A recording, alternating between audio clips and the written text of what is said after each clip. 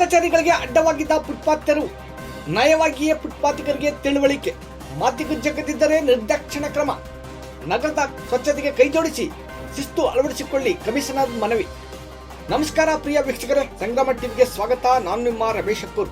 ಬೆಂಗಳೂರು ದಕ್ಷಿಣ ಜಿಲ್ಲೆ ಚಟ್ಪಟ ನಗರದಲ್ಲಿ ಮುಸ್ಸಂಜೆ ಎಂಜಿ ರಸ್ತೆ, ಜೆಸಿ ರಸ್ತೆ, ರೈಲ್ವೆ ನಿಲ್ದಾಣ ರಸ್ತೆ, ಪೋಸ್ಟ್ ಆಫೀಸ್ ರಸ್ತೆಯಲ್ಲಿರುವ ಫುಟ್ಪಾತಿಗರಿಗೆ ನಗರಸಭೆ ಕಮಿಷನರ್ ಮಹೇಂದ್ರ ಖಡಕ್ ವಾರ್ನಿಂಗ್.